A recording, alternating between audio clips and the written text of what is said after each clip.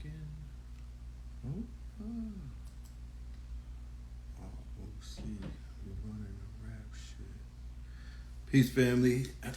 Greetings to everybody. Good evening. Peace to the family. Filling in the building. Yeah. Happy Saturn Day Night Live. We're gonna get right into it. You did? We're gonna get right into it. It's a lot of things going on. We're gonna touch on a few topics. I got something coming up for all of my Patreons in the building at 10 o'clock. I got a special Zoom with Chicago Crypto Block Bully. That's for all of my Rainbow Opal Patreons. If y'all out there, pull up to the Zoom. The link is in your Patreon, so go get it. All right. Let's talk about some things. Saturn related. Okay. Let's talk about some Saturn related topics on Saturday Night Live. So the first thing that we'll touch on is the YM Melly mistrial. Okay. Murder on my mind. Right? The young brother was accused of killing two of his friends. Okay. And the jury in Florida, where he was facing the death penalty, they decided they couldn't come up with a guilty verdict. You know what I mean? I think when his friend goes to trial, there's two people on the case. It's to my understanding when the friend goes to trial that they may find the friend guilty. Okay? I think that they may find the other co-defendant guilty of the murders, according to the research that I did and whatnot. But overall, that story is a crazy ass story, and it's like another reason and another case study about why this street shit is dead. And the people that are following the street shit, they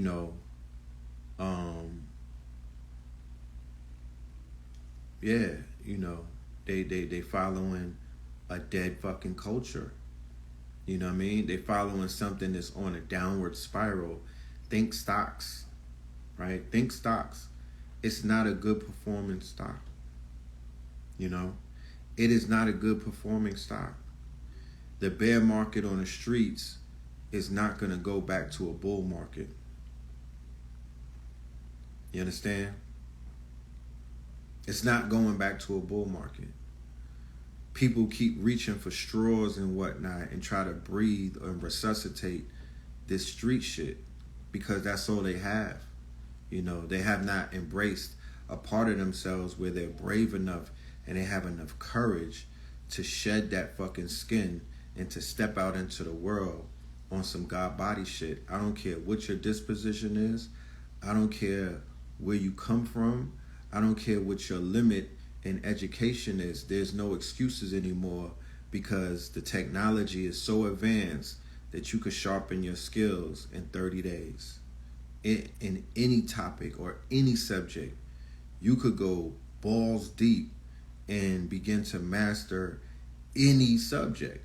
And there's so many opportunities to be a serial entrepreneur, right?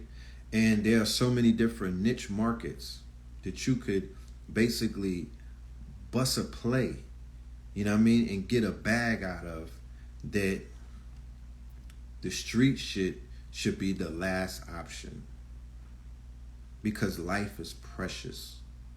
And y'all keep playing around like this shit is not precious, like we're in a video game, and we are in a video game. We're in a game simulation. But in this game simulation, when your player gets his wig pushed back, right? There's no putting the quarter in the game for another player. You niggas are not cats. You don't have 9 lives. You understand? You do not have 9 lives. Let's be clear. So we need to stop playing with our life. I sit back and I be watching, all of the shit on YouTube dealing with the brothers who are coming home telling their jail stories. And I'm flabbergasted.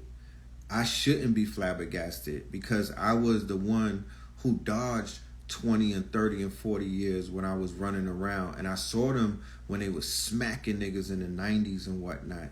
And they was smacking niggas in the early 2000s. Right? I saw the football numbers that they was giving people. And I was like, I ain't trying to go up north for 30 years. But you got people who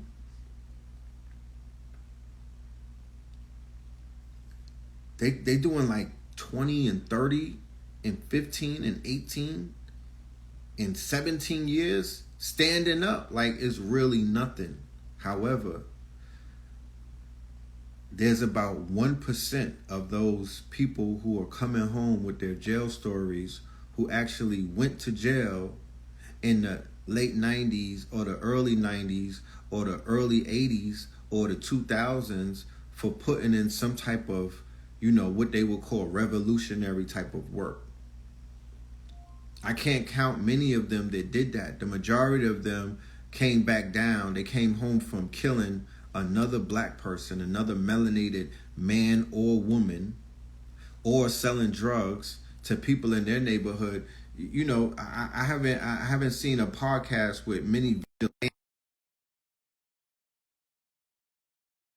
didn't even have the opportunity to hear from the good brother Matulu Shakur when he came home, who was one of the top revolutionaries in this planet. There you go. Blue Pillar. That's right, the all-white God. Yeah. You know what I'm saying? It's gonna be all right. Get me in all right. You was having an interesting conversation. You good, baby? I'm just going by the light real quick so they can see the God. That's all. You get to see the God all day. I'm just giving them a little bit. Yeah. Yeah. I watched something. Like I said, I caught some of what you were saying, and I've been speaking about it. I caught Guy Fisher the other day. There was a program at the Apollo.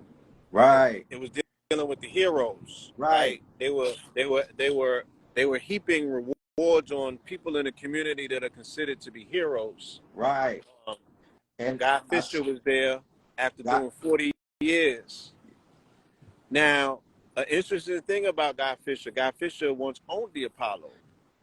He definitely did. He saved the Apollo. Not only did he once own it, he helped to save it. Yeah, when it was in dire straits, it was about to be closed. Yes. You know what I'm saying? And then he put the funds and the ones together, and he saved the Apollo, right? And as a reward, I think they got rid of him. Peace, because Guy Fisher said that he wasn't dealing drugs. What you mean? What you talking about, Willis? Look, I ain't gonna get into the long talk narrative. Right. I'm just saying that this is what he was saying. Now, but he also set the record as for getting the most certifications. He graduated with the most awards and diplomas. I think I'm looking for the word exactly for what I'm saying. He went to college and jail and got the most amount of right. What's that shit called? Certifications. All of that stuff. He did that, right? So he was a major reformist in the penitentiary. And I think he said he got 100-man crew together and got all of them enrolled in school as well. So he was pushing the line for education inside. You know what I'm saying? And then remember, the brother Unique Mecca Audio said that the person who really installed that in the gangsters' heads was Matulu Shakur when he That was in I was getting to that, ADX. right? So it's the same thing with Guy Fisher. They threw Guy Fisher to the wolves, thinking that he wouldn't come out alive, Right. and they did the same thing to Matulu. They threw Matulu to the wolves in ADX, and in the federal system, and he ended up coming back leading the pack. You know what I'm saying? Mm. Because there's something natural about these brothers. And every spread that I will go to, right, they would speak about Matulu in those regards. But every spread that I will go to, they would talk about the revolutionary brothers that been down for 20, 30, 40 years. And these are the elders that always were the crux of whatever spread of units that I was passing through, where even, you know what I'm saying, bell ringers and all of that shit dissipates when you come to the revolutionaries, because it's not the same spectrum. And y'all really got to watch who cloned Tyrone, because we got to talk about the nigga, right? Created in the wilderness of North America. They showed you that in the movie. Oh, so Tyrone is basically a euphemism for niggas? Yeah, ain't nobody in the movie. Was there anybody in the movie named Tyrone?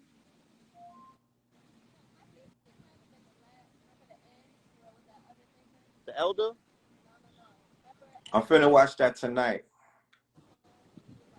Yeah, no spoiler. I'm finna watch that tonight.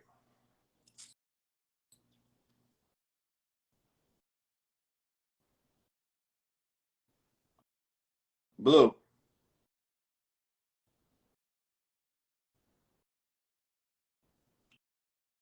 Oh, dude at the end, his name was Tyrone at the end.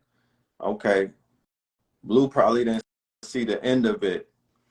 But that's a great pivot. You feel me? That's a great pivot to get into the conversation about my good brother Jamie Foxx. And two things in that situation. One, I'm gonna do a poll with y'all, the audience, to see how you feel about this cloning situation. I want to know what you feel about it. Two, the second thing, what advice will we give either the clone Jamie Foxx, his clone, or what advice will we give Jamie Foxx that is healing right now so he could come back to his homeostasis? Because there's nothing more that I want than to see that good brother snap back to a stronger version of himself, right? I've been around people who are sick.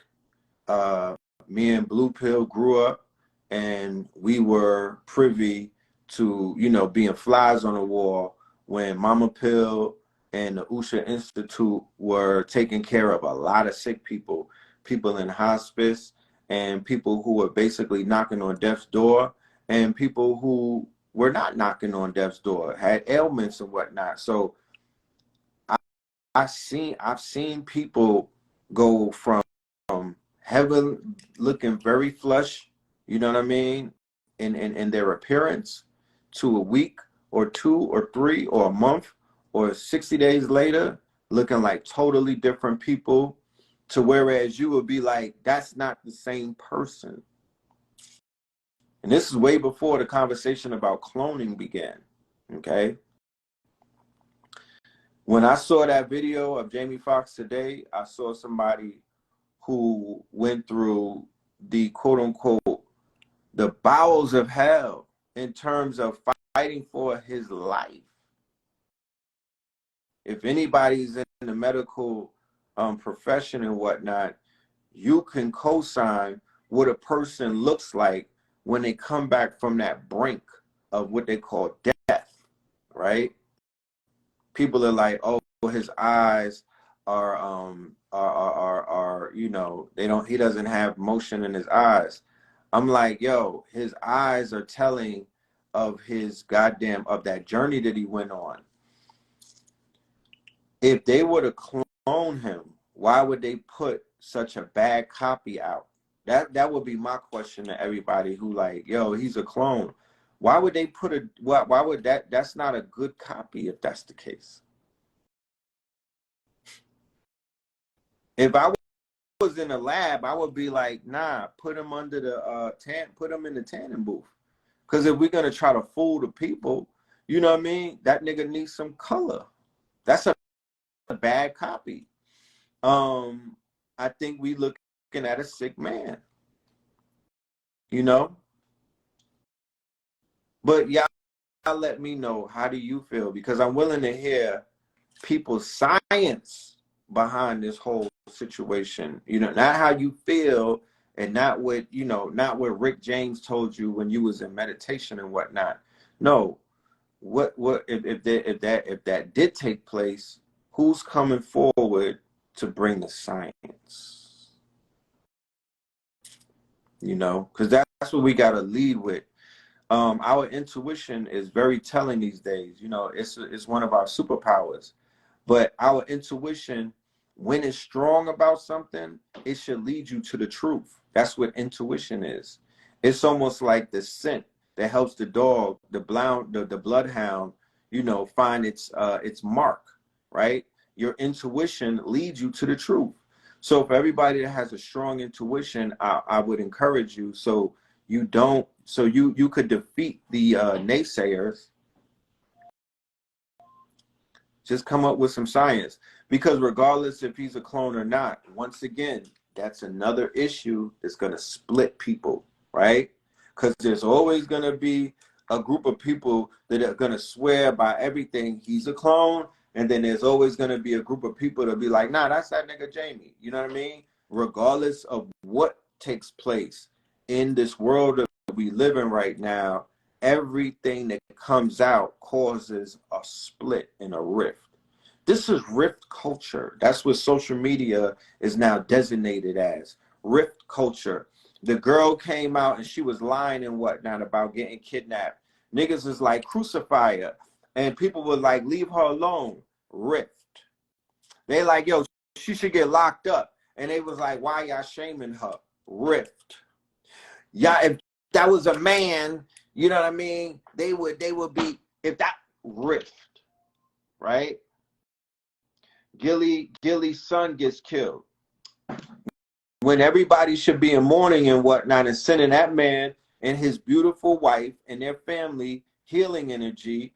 No, there's a group of people that suddenly break off like pieces of a fucking iceberg, and they want to attack Gilly and blame this man for his child's murder, as if I'm a parent, I'm a father of 3, right?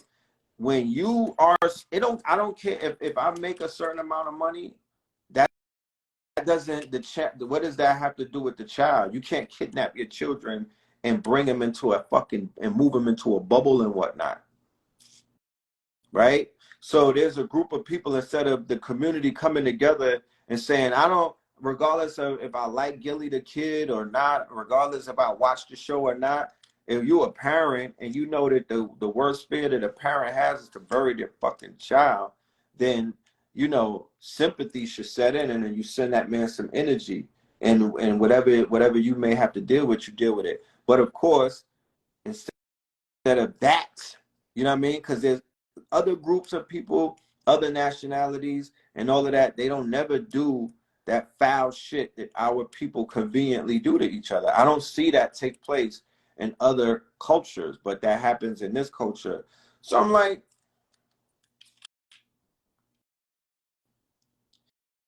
oh yeah. And then there's people that's saying that he sacrificed his son for money, right? That's what people are saying. That's the rift. There's people that are saying, oh, nah, his son got murked in Philly, and they know what's going on because they in Philly and they got their ear to the street and they know about some of the shit that's going down. They have, you know, they privy to real news. And then there's other people saying, you know what? He sacrificed his son for some bread. Ain't that much bread in the world, fam. You niggas must not have sons. It ain't that much bread in the world. It's not. I don't care. Melanated people, That yeah, once again, our culture, I feel, and I won't put that past certain celebrities, regardless of melanated or not, but I wouldn't put that on Gilly the Kid, bro. I wouldn't put that on Gilly, bro. Nigga's not giving up his son for some fucking dollars. When you lose something like a son, there's no amount of money in the world that can compensate for that. Nigga, are you fucking dumb? You know what I'm talking about? Are you dumb? There's no amount of money that can compensate for that. So if a person say, we'll give you $1 billion if you sacrifice one of your children, a real motherfucker, I don't give a fuck where they from or what their last name is, he'll tell a person, nigga, are you dumb? All right, nigga. And get offended and probably pop off. Did somebody even offered them some dumb shit like that? Time will tell. Time will tell. My spirit tells me that man did not sacrifice his son was killed because Philadelphia is a murder capital and the shit is real out there. And the young guy probably was moving around real wacky and whatnot, and he got caught slipping. And the streets is thirsty, and they stepping on everything. And the fact that his father got that money probably made people want to step on his child, because if they don't get you, they're gonna get your child, right? The sins of the father visits the child. The streets are so grimy and whatnot on some Rich Porter shit. They peeping the children. They peeping the ones who are not as strong as you. That's why ransom is so high in Haiti and other places. So rise in power to that brother, man. I wish I'm sending condolences to his family and whatnot. And I just wish that this thing, the situation, is a teaching moment, you know, because move out the hood, but the thing is, $1 million worth of game, they help perpetuate, and they interview, and they help push niggas who are dropping albums. And they do drop some information on these rappers, but it's not like their show is balanced. It's not like they popping up in the studio with the conscious rappers or with people who got something to say and whatnot. It's always this element of this rogue element or the street element, and it's like, that's the beast that's coming back and eating the children. You understand? On some Hansel and Gretel and shit. Like, that's the monster. You're feeding that monster, and that monster is coming home to roost, because that monster is gonna eat everything. So for all of these podcasts, they've been pushing nigga shit over the airwaves and whatnot, and helping to perpetuate it, not being in stark opposition of it, right? Always playing the fence. Moving forward, your roles are going to have to be a little more defined and whatnot, because it's a crisis taking place right now amongst the youth, the way that they're dying at such an accelerated rate. It's an anomaly. The young man was a rapper. Does anybody have the body count for the rappers in 23? Because I know the body count in 2020 was past 200, right? That's crazy. Y'all think that that's natural or normal and whatnot. My nigga, that shit has that has to raise some type of antennas and whatnot. It's abnormal and whatnot. So what is exasperating and propelling that? I'm gonna let you know what's exasperating and propelling that. There's three main channels, in my humble opinion, because I've been following this culture and I've been following the pulse of the culture. And there's three main channels that help perpetuate Black murder, Black death, Black degeneracy, Black gang culture, and Black criminology, right?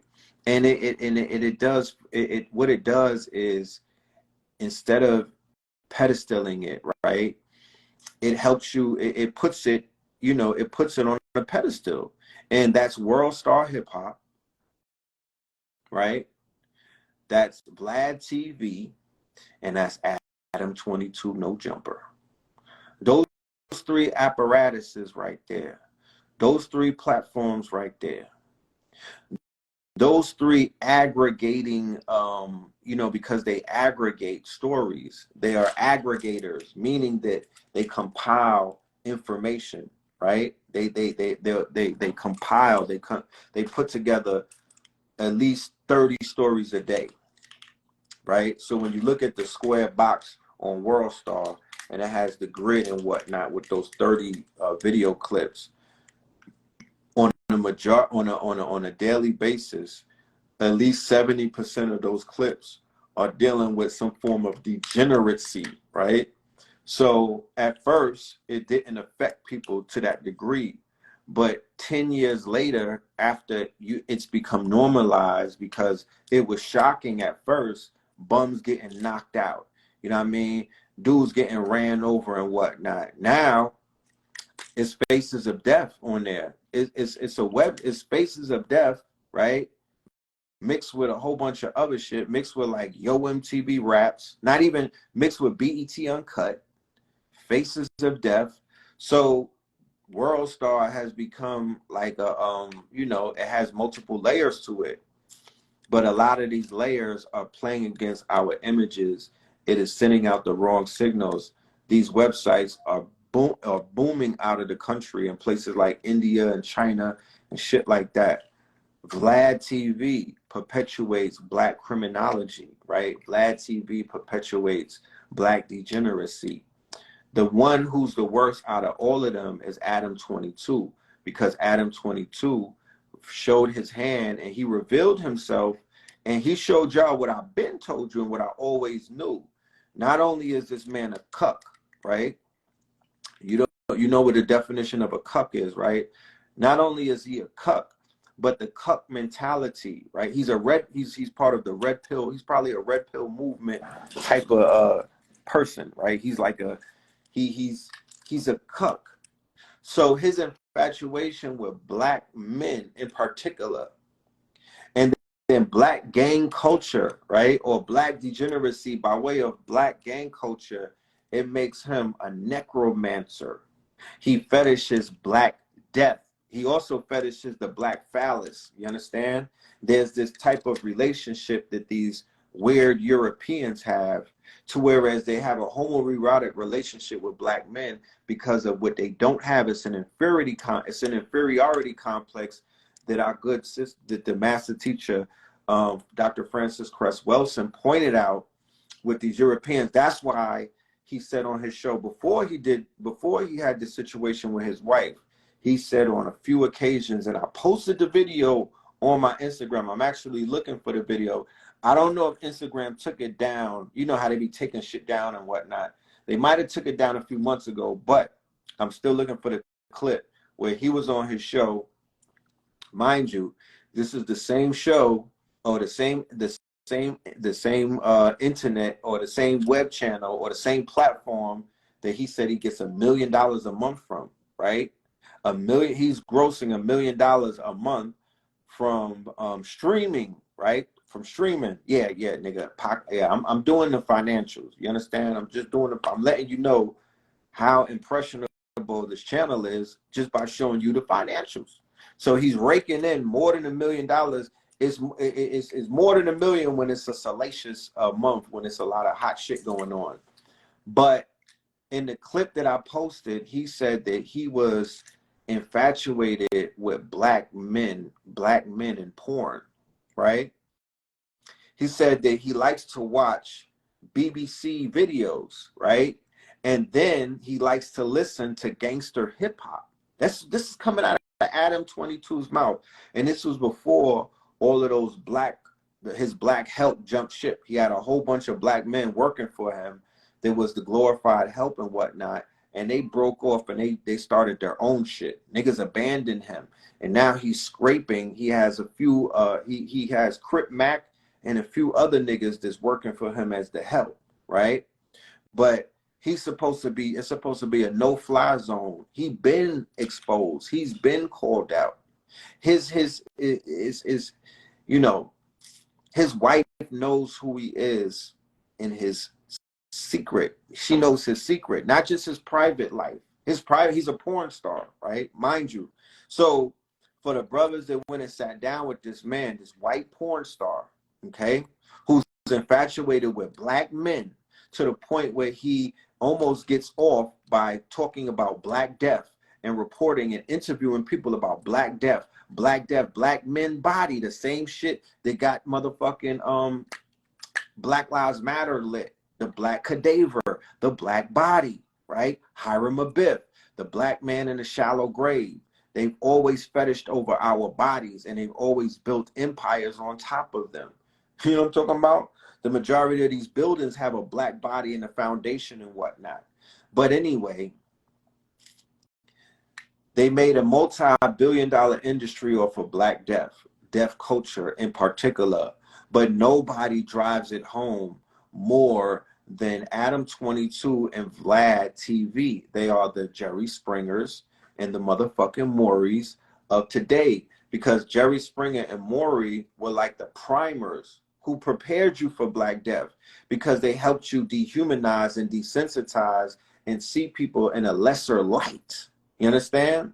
To the point where you wanted them to be cold and whatnot, and you turned the other cheek when they began to get killed off and slaughtered and things of that nature, because you were disassociating from them based off them being depicted in their worst stereotypical form through daytime television shows like Jerry Springer. And I'm talking about early Jerry Springer, when the shit that he was showing, right-minded people such as myself was like, what the fuck is this slop right here?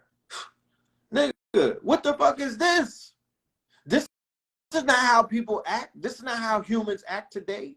But little did I know, he was forecasting how humans were supposed to act. He was programming and socially engineering how humans were to act 5 to 10 years after that. Pay attention to what the fuck was going on with these shows. But we are we're drowning in slop. You understand? There's a deluge. We're in a septic tank, and there's a deluge of this slop all around us. So you're in it and you're of it and whatnot. You're the fucking fish inside of the dirty fish bowl who don't know that the water was dirty because nobody never took you out the bowl. So right after the daytime talk shows, you niggas get Flavor of Love. You understand? With New York and all of them. With Flavor of Love, that ushered in the beginning of the reality show cycle, the reality TV show cycle, right? Which was a mixture of what Jerry Springer and them were doing, and then the women that they brought in mimicked in their aesthetics porn stars. Think about that. The women, New York, the chick that put the chicken in the microwave, all of these women look like extras, you understand, from Ghetto Gaggers, okay? They didn't look like strippers.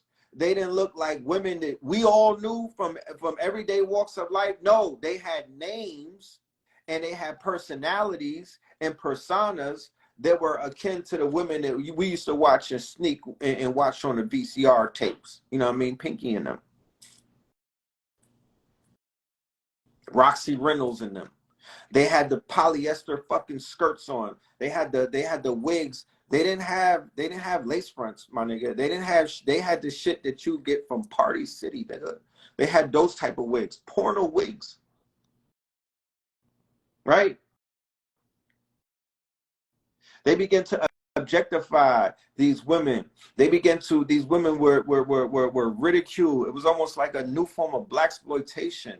And then Bad Girls Club come, where chicks are starting to fight each other and pop off, no type of conflict resolution, whatnot. Just throw a glass at a sister, jump up and pop off, rip their hair out. These are little girls now. So now they're dehumanizing and also fetishizing and helping you to devalue young women, okay? And niggas went right along with that.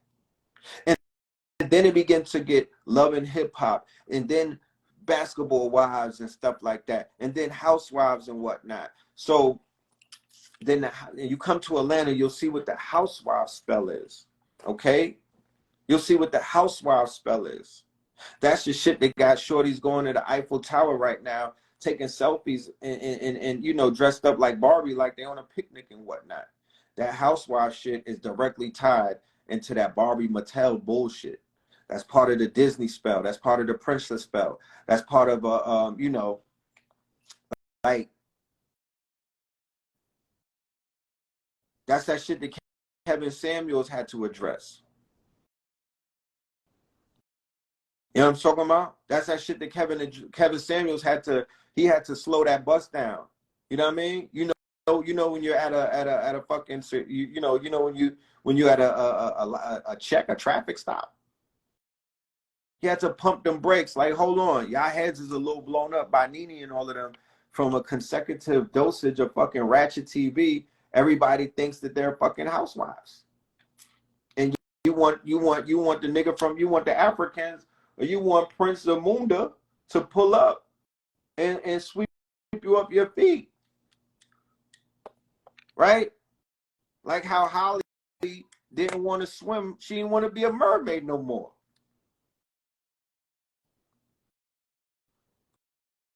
She wanted a prince. You feel me? She wanted a prince. And everybody wants a fucking prince. And they want to give up their fins and whatnot to go walk with her. They want their prince.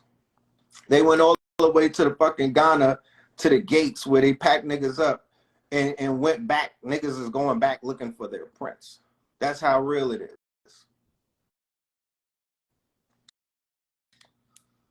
So the psyops is crazy right now.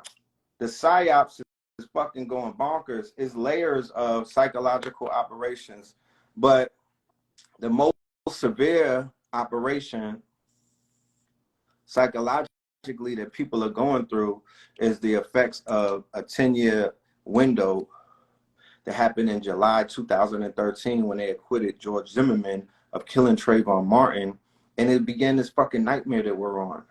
You know what I'm talking about? And people don't want to come to the admittance that we took a fucking L in the face of the world because we didn't handle that piece of swine, you know what I mean, the right way, the way that he should have been handled, the way that these niggas be handling each other. How about that? You know what I mean? We're 10 years in, so we know how our own people handle each other. They took it as far as to blow up a nigga grandmama house in Alabama, right? What's my nigga Honeycomb, and they blew up his grandpappy house. You know what I'm talking about? Niggas is out here Swiss cheese and hitting each other 40 times with the Draco. They drilling niggas in front of their babies and whatnot. The new shit is to shoot the parents' house up. That's the new flex. That's the new flex. You know what I mean? Give it to their parents or give it to their cousins and whatnot. But nobody gave it to the right person. You know what I mean? You didn't direct your shots the right way, and you know our people gotta pay for it. We paying for that dearly. Stocks are declining. Niggas ain't been up since.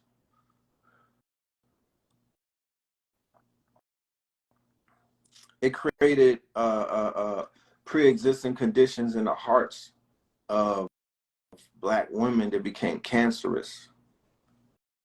You understand? It created dis-ease. All that built up anger and pain and angst and, you know, anxiety and hurt, displaced hurt. And these young niggas didn't know where to put their hurt, so they started hurting each other. Demon time is justified. Whole culture is justified. Everybody running away from their trauma. And they trying to drown themselves in that Casamigos. They want to ride the boat until that shit hits the Titanic. You know what I'm talking about? Everybody is trying to escape. Everybody's self-medicating. They're treating mushrooms like fucking weed, bro. Niggas is doing mushrooms in Casamigos. I mean, come on now. You mean to tell me we ain't in the Kali Yuga? What's that trip like? You want a heroic dose, nigga? You want some penis envy and Casamigos? Oh, man. So, once again, you know,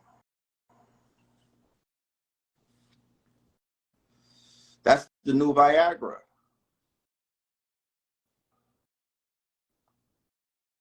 You feel me? So people are self-medicating. They're tapping out. I went to the Atlanta streetwear show today in Jonesboro, I think it is, right? And these are young people, and they had a dope event, the Atlanta streetwear. And I was amongst the youth, you know what I mean? Because it's the streetwear, so it's young niggas. So it was in a big ass spot too. Might have been 2,000 people in there. So one thing that stuck out to me is that the fashion of the youth, right? The youth like to mimic their artists and whatnot. So the artists are now embracing, gallery department. They're doing distressed looks, right? Deconstructed looks. The aesthetics that all of the new clothing lines, and even how all of them are dressed, it mimics what is known as nihilism. You understand? Even the girls, the fact that they butt naked and whatnot, that's nihilism. The fact that these niggas are walking around with chokers and whatnot, and ripped jeans and ripped up clothes and whatnot, and rock and roll and vintage shirts from rock and roll groups and whatnot, and they're tapping into that emo wave and whatnot, and they're like borderline gothic, but it's giving it's very morbid, but it's all nihilism. It's all nihilism. That's what they're attracted to, even when they got the fucking even when they have like the peace things on it and whatnot. It all is nihilism. And if anybody passed through the Western institutions, the colleges and whatnot, then you study Western philosophy and you understand what nihilism is, right? And that's what Western culture pushes on us. And hip hop is part of Western culture by way of popular culture. It's the top expression, it's the top export of the USA. It is our culture called hip hop. But the people at the top at Sony and Universal, the small hats and the social engineers and whatnot, what they've collectively come together and done, right? And it's brilliant in a sense. It's rather brilliant. But they've created, and they created a collection of artists that they signed and they own for perpetuity. They own their likeness, they own their voices, they own their names, their trademarks, 360 deals and shit like that. And these artists are being pushed and promoted to push and promote a certain type of mind state. You know what I mean? A certain type of philosophy. You know what I mean? Right now we're in what is considered post-nihilism. But that's what these children, these new artists, and this whole movement represents. And they're doing everything in their powers not to look like us, the old niggas. They call the unks and aunties and whatnot, right? So yeah, they got the red nail, they got the nail polish, they wearing the nail polish, they wearing the chokers, they got the face tats, they doing all nine. People would say, oh, they're trying to be skaters and rock and roll. All of that falls under one umbrella. All of that falls underneath one umbrella. It's called nihilism. Go and look it up. Matter of fact, on Tuesday, right? Shameless plug. On Tuesday, me and Blue Pill got a lecture called American Gods #7. All right, Dog Days Decoded, and it is available only on Zoom. The link is in my bio. You feel me? 7 p.m. on 7/25, which is Tuesday, 7/7/7. We're gonna be diving in. I'm gonna do a deep dive, a very deep dive on this very topic, so we can have a better understanding from a psychological perspective as to what's going on with these generations. Because to be honest with you, from a creative perspective, I don't have a problem with it. You understand? I just wanted to understand it. So now I understand it. Now I have the abilities to either cater to it, or I have the ability to apply the opposite, because in all cultures, there's a counterculture. You understand? So I would like to believe that people in my network and in my community, we don't represent the a nihilistic approach and whatnot. However, at the basis of our conversations, it is nihilistic in its nature, because we're about ripping down the system and building up a new one. So we're taking dystopia and we're building a utopia. That's our job as disruptors, as visionaries, as people who are the quote unquote, where the dreams of our master teachers come true. And they predicted that this bitch was going to fall down. They told you that something was going to come and threaten the European. The Europeans said AI is the end of the world. It's the same thing that they said with Y2K. It's the same thing that they said with 2012. And my nigga, it's the same thing that they said with 2000 and 2020. It's the end of their world. It's not the end of the planet, but yes, AI is definitely the end of their world. Their world is the fact that they lied, had convinced you and convinced other people that they were the greatest thing since fucking sliced bread, and they're the masters of the universe, and nobody on this in this galaxy is smarter than man. So the existential threat that the crisis that they're going through right now is that they're going to they're being faced with a situation where intelligence, they've created intelligence and intelligent machines and whatnot that will tell the truth on them.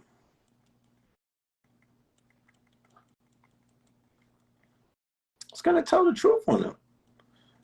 They're afraid of the fact that it could reveal things that they've been hiding for a very long time.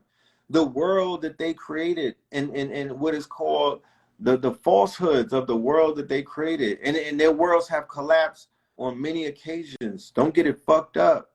That's where Protestants come from. That's where all of these revolutions come from. You know what I mean? That's where the Enlightenment era, they always have to remix and remake Darwinism. You know what I mean? Postmodernism. They're always questioning and revamping and re-editing and reworking and moving the goalposts and whatnot. And it's no different than today. That's what the technology is gonna help to do. The fuck, that don't got nothing to do with you. Bobby and them niggas said that it's over, so it's over. And if these people are echoing that it's over, I'm like, Bobby is on this shit. Don't give a fuck. I'm not here to hold none of this shit up. And it's not supposed to be held up. I don't give a man. If these people is out here crying and whatnot, I'm laughing, not crying with them. If they tell you don't touch something, my master teachers told me to touch it, nigga. My master teachers told me if they tell you to go left, to go right. Not listening to these fucking people. These are the same people trying to wash you up last year. These are the same people that put poison in your family members and whatnot. These are the same people that fucking took some people away from you with a straight face. They didn't even have a straight face. They had a crooked smile. So now that they're scared that something is going to come and wash them up, I'm supposed to be alert. I'm supposed to be upset about that. No, nigga, I'm programming it to hurry it up. What are you talking about? What do you mean? Nigga, I'm in the lab, bro. I don't get on the internet and talk about anything, but nigga, I'm in the lab, man. Are you fucking dumb? I'm not sitting around buying into that stupid shit. I already knew that I understood what was going on. So when I heard them say certain things, it was a dog whistle. And I'm like, yeah, these niggas' backs is against the wall. Their backs are against the wall. The perception, remember, life is a perception. This reality is not real. This is a video game. You niggas talk about AI, nigga. This is a fucking simulation. This is a video game. There's multiple fucking video games playing all at once. We're in a multiverse. But this reality that we're in right now, this shit right here that we're all together in, yeah, this shit got to be disrupted because this ain't it. This is not it. And it has nothing to do with it. What I'm saying, look around. Mother Nature is going fucking ham right now. The whole planet is on fire. The sun is exploding. The ocean, there's floods everywhere that you look, nigga. The ocean is rising up. They got animals washing up. They got mermaids washing up. They got fish that they never seen before washing up. They got fish that they like, yo, if you see this fish, then nigga, this is a sign. Nigga, them shits is washing up. The orcas is attacking the boats. The fish is hot like a seafood boil, nigga. You know what I'm saying? You could just reach up in that bitch and get a cooked lobster out of there. The orcas is running down on boats. The whales is acting up. And somebody had mentioned something about the ocean being space. You damn right. That's why when I hear that story about the Titan and whatnot, them niggas, they went into a portal, in my humble opinion. That shit they brought out the ocean, nah, I ain't buying it. You know what I mean? Them niggas went through a portal. That's why you have stories about ghost ships. How is there ships in the middle of the desert where there were no ocean? How is there ships on top of the Colorado mountains? How, Sway? They found submarines in the desert, right? Because the portals are in the ocean. That's where the portals are at. Niggas is going through wormholes. Similar, and if the Philadelphia experiment took place in 1943, where they sent the USS Eldridge through a time portal and the shit popped up in right there in Virginia, in Norfolk. Do you think they stopped doing that? You think they don't know how to do that? So you damn right, the ocean definitely got portals. There's ships, there's stories of ships that just completely went off the radar and disappeared. You know what I mean? Under the assumption that, yeah, the ship sunk, but nobody has proof of that. Them storms that be coming and whatnot, them big storms, them shits are portals. They're not just storms. Those is fucking moving ass portals and whatnot. And they taking people and they bringing them into different timelines. You know? But that's neither here. That's a whole nother discussion. But what a time to be alive. I would hope that nobody gets caught up in state-run media and all of the stupid shit that they out here distracting you with, because it's not their job to tell you the things. They don't give you the daily bread. They're not going to give you a decoding. They're not going to decode the shit. They're not going to tie it together. You understand? They're not going to put these glasses on so you can see shit for what it really is, because the minute you begin to think, the minute you begin to envision, the minute you begin to see things differently, remember, perception is reality. So the perception of them being the almighty, the perception of them being the most intelligent, the perception of them being the wisest, the perception of them being the quote unquote greatest thing ever, that perception is beginning to get challenged. So with the AI and then with the aliens, right? They getting squeezed on both fronts, because all it takes is a nigga to walk off of a ship and move some shit with his hands and whatnot. The whole facade of who the European is, white supremacy, dies that day.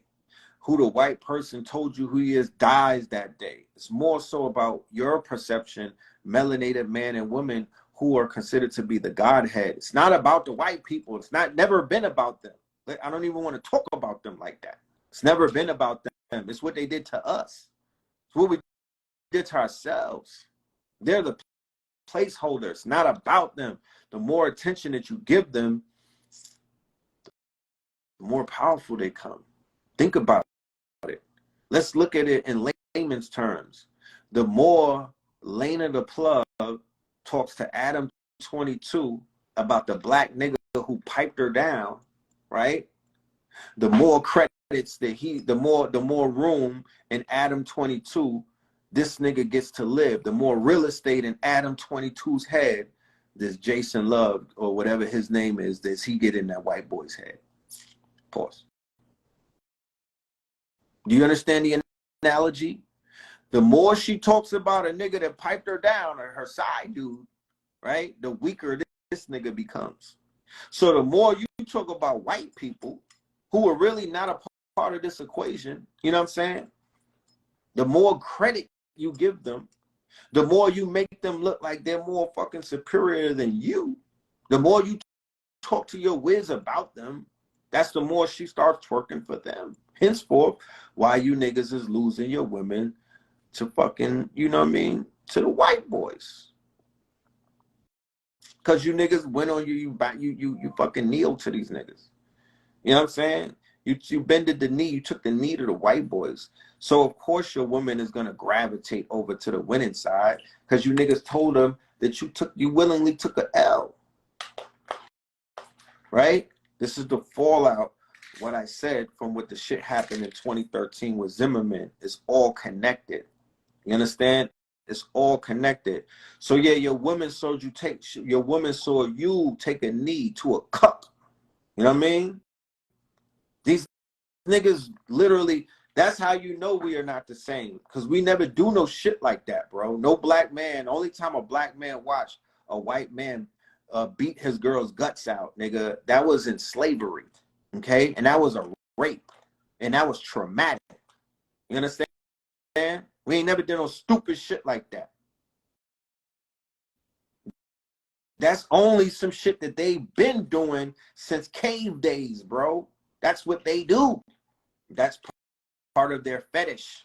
You understand? That's the shit that made them hate us. It's a love-hate type of relationship. It's a voyeur type of thing. It's a, I don't have what he has. It's Mandingo wrestling. It's sex farm. It's butt breaking, nigga. And niggas is standing behind that shit, and y'all still supporting Adam 22, and he's showing you his signs of slave master. He's giving you everything that you need to know about what the fuck, where he comes from. That fetishment in it of itself is showing you that he's a descendant of Candyland, because that's what they would do, to watch our men lay down with their women and whatnot, the bucks. And then in the Moorish days and whatnot, when they were in what is known as the when they were concubines and they were inside of the harems and whatnot, same thing would happen then. Okay, same thing would happen then. So that's a trait that's basically native to European men, right? But the fact that you niggas kneeled to the cucks and you was asking them not to shoot you and whatnot, and you was acting like, you know what I mean? Nigga, you took that L in the eyes of your women. Nigga, you not realizing that, but you look around, nigga. Go to the brunch, nigga. Go to Paris for a weekend, nigga. Pay attention. Read the room, nigga. You lost. You know what I'm talking about? She's acting out because you don't have her anymore. She already chose. What the fuck do you think? What's the code life for soft life? The code word for that soft life is, what is a zaddy and all of that? Read through the lines. There's a lot of virtue signaling going on to tell them snow kings and whatnot that it's their time. You know what I mean? If they choose to play by those rules, nigga, they got a chance. And there's never been a time like that before. I done asked grandmamas and aunties and all of them, and they was like, hell to the nah, nigga. We wasn't on that wave like that. We couldn't if we wanted to. Our men were men back then. They would pop off. They wasn't, and they didn't see their men taking a knee. They didn't see their men touching their toes. They didn't see their men getting bent over and whatnot. They didn't witness that, but they see that these days. They could witness that. They are privy to those images and that footage and that content. So it's breaking it's breaking your spell. It's breaking your hold and whatnot. It caused a tear. You know what I'm saying? And I promise you that tear came when y'all didn't handle your business 10 years ago, and you niggas said that you was tough. You said that you was gangsters. You said you spun the block. You said you was tough Tony and whatnot. That's what you said in your songs and whatnot. You said you about that life and you was about that smoke. And if you hurt one of ours, we hurt one of yours. That's what you niggas said. And you didn't live up to it. And there's prices to pay. So the stocks for the American niggas in the toilet. Don't let nobody fool you. They just tolerate you now around the world. But your stocks is not what it used to be. Okay? It's not what it used to be. The only pivot that you have at this point in the game is just become blurs, become intelligent niggas, man. Just, you know what I mean? That's your only pivot. That's the only toe that you got to stand on, because you don't have those 10 toes that you used to stand on no more. Nigga, they took about 1 foot off on some Kuta Kente shit, nigga. You're not on them 10 toes no more. Don't lie to yourself. You know what I'm talking about? Don't lie to yourself. The only pivot that you have is to stand on this intelligence. It's to stand on this consciousness. And I ain't talking about that goofy shit that you niggas be rocking and whatnot, and which I be co-signing.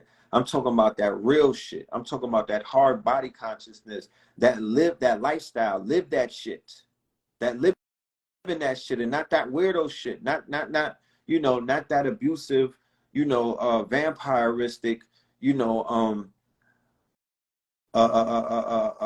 stuff a law type shit. I ain't talking about that.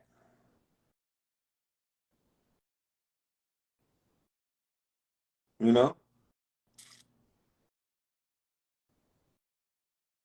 I ain't talking about that. But as men, we gotta stand for something. We gotta be more solid moving forward, because it's just not fun to see. Once you know what you're seeing and whatnot, I know what I'm looking at. You feel me? I'm not fooled and whatnot. I know what I'm looking at. I could read the room. I've been around long enough. You know what I'm talking about? A lot of these niggas ain't been here, so they don't know what this shit is. I know what I'm looking at. You know? I can't even I can't join niggas crusades against these queens and whatnot, or against these sisters, against these women, against these goddesses, whatever you want to call them. I can't join that crusades, because I know that, I got an older sister. So I know that when the men fuck up, then the women, they tend to stray. You know what I mean? I know it's because the backbone of the man collective, the collective of black men who have supposed to, y'all supposed to have leveled up with all of the information that was being espoused upon you over these years and shit like that. And a lot of niggas did not. Y'all choose to toe the line and whatnot. And a lot of niggas choose to stay with that broke back shit. You know what I mean? Stay on your belly and whatnot. So how long do you think people are gonna sit back and see that shit? And you niggas is out here playing soft. Every time something happened for the last 10 years, niggas decided to play, booty. You know what I mean? Niggas decided to wave the white flag. Niggas decided to tuck their tail. Niggas decided to go marching and come up with slogans and whatnot. That ain't it. You know what I'm talking about? That wasn't it. You know what I mean? That ain't it. And still be talking tough. You know what I mean? The podcast came out, niggas podcast, all of these podcasts started dropping. Everybody want to tell jail stories and how tough they are. But y'all went through Dylan Roof, George Zimmerman, the Waffle House shooter, nigga in Buffalo. I mean, I could go on for days and I won't. You know what I mean? And when the spinner spun, Mika X and them, nobody said their names. Nobody held them up. I didn't see all of the social justice warriors. It's almost like a sin if they say certain people's names type shit. They don't even want to say their names. So it's like, how somebody gonna ride? Niggas in Chicago got more honor than these niggas in this fake woke shit. How about that? Because them niggas will say the names of they shooters and they hitters. They'll say their names. But in this community, you can't even say Gavin Long and Mika X. Niggas, yo, chill, Red, chill. Shit is hot. So that's my rant for today. You feel me? I wanted to talk about a little bit more, but I'll save that for Melanin Monday. Like I said, for all of my Patreon students, we're going to be doing something with Chicago Crypto. We got a bonus class at 10 p.m. in a few minutes on Zoom. If you need your link, if you're a Patreon member, your link is in your inbox in Patreon. Join us on Zoom. We got a bonus show for you, and we got some special news about the next 4 weeks. Something very powerful that me and his brother is going to be doing. By the way, when me and Bully started doing these classes, crypto was in a bear market. Bitcoin, nobody was talking about none of that shit. Niggas was still making jokes about crypto and NFTs, still showing their ass, still trying to stunt, right? Niggas that don't got no fucking nothing to fall back on. They were talking up the side of it. All of these dudes, even the financial experts, had something to say. Now, 4 weeks later, shit done changed. You know what I'm talking about?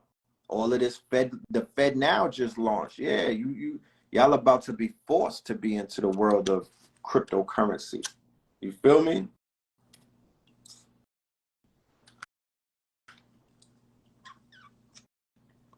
If anybody want to join the Patreon, I see y'all saying that. I put it right here. And the link should be in the bio as well. But it's Patreon /Red Pillar, right? So he's been teaching us all kind of shit, yo. I promise you, the wealth of knowledge that the good brother Chicago Bully has given us, it was almost a steal that people got away with it. It was a steal that they got the class for.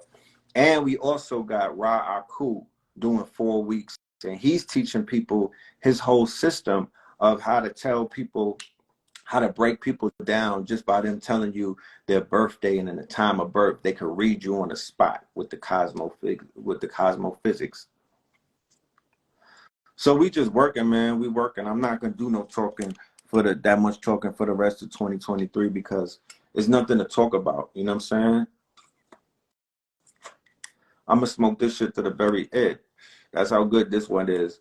You know what I mean? We got our own strain, red and blue pill, right? We got our own packs. Let me show you it. You feel me? We got a lot of things that we working on, and I don't want to be the one to talk about everything until it manifests. So just, you know, stay tuned. A lot of shit pulling up. We got a lot of things that we're gonna be introducing and rolling out. But for right now, the Patreon is lit. The Patreon is up. A lot of bomb ass information just on the Patreon. Just for regular $5 members, you got a whole repository of information that will get you lit. And yeah. So with that being said, love and light, y'all. Peace.